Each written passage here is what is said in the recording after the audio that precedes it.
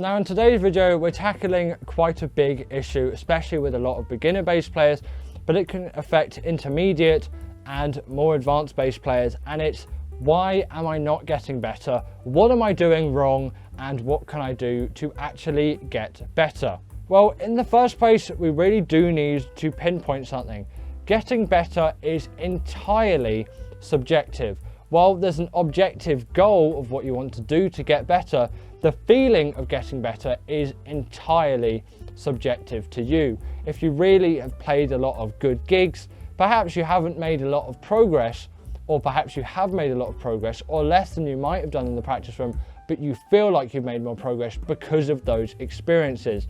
And ultimately, you feel like you've made progress based on what you've previously done and what you're doing now. And it can feel perhaps a bit annoying when in your past you feel as if you've done something better and now you're doing it worse. But a lot of the case, when you think, oh, what was I doing a month ago? And you think back to it, you're like, no, I have got better since then. And I've got one great tip.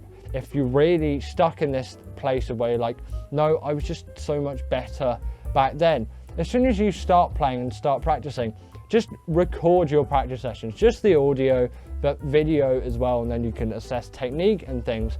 And if you just record one every month, and then if you ever feel demotivated, go back a month or two and you'll be like, oh wow, no, I've definitely made a lot of progress. Like, watch your most recent one and then watch the one a month before it, and most of the time you'll be able to see, okay, no, I really have made a lot of progress here.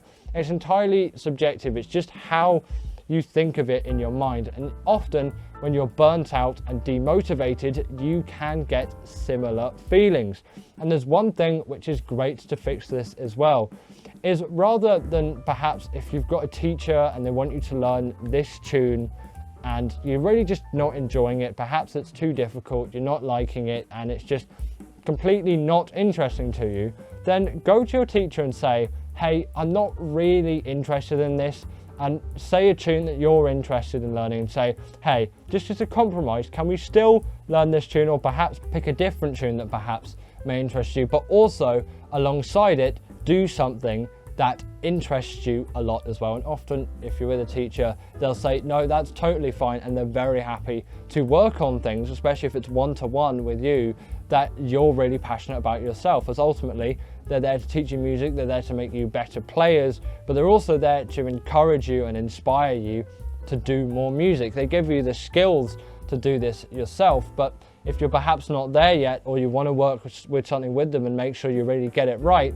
then it's great to take some of your own listenings and give it to them and say, I want to learn this tune. For example, maybe if I was doing grade 6 piano and I was doing loads of classical tunes that I didn't like, and I was like, well, what about if I did a jazz tune, maybe like Cantaloupe Island, Footsteps, Sugar, something like that, something that interests me more. And obviously that comes from me as a jazz context and coming from a jazz musician, but I still think the concept stands that if you're not playing music that you enjoy as a musician, you'll feel burnt out and you feel like that the music that you're playing and producing isn't good enough, and you feel like you're not making progress because you don't enjoy what you're playing, is essentially the main scope of it.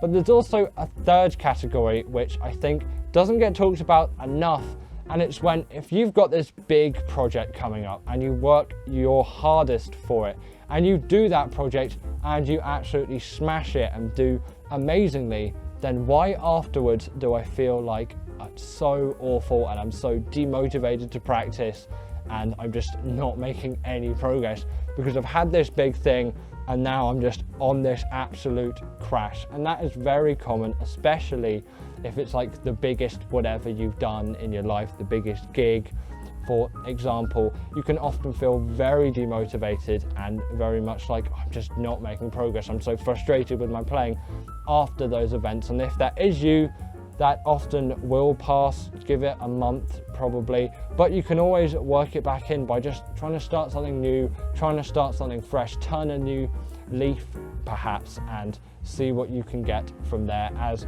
once you apply these techniques and you think, okay, I maybe have had something recently that I've really been working for and I'm feeling demotivated, once you accept it's a totally normal feeling, that loads of people experience, and you're not the only one alone that feels this way, and accept it, and then make recordings of yourself, and then you can look back through the months and realize you are actually making progress. Musical progress does ebb and flow. It's not always up and it's not always down, but you will see mixtures of the two. So don't feel too bad on yourself if it's gone down, and don't be too hard on yourself.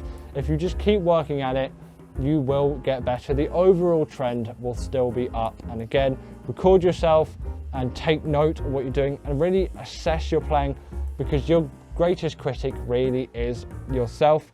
If you think, oh no, that was perfect, I couldn't have done anything better, then perhaps you're being too kind on yourself. And if you think, oh, everything I play is awful, then you're being too harsh on yourself, and perhaps get someone else to assess it for you to give you a different perspective.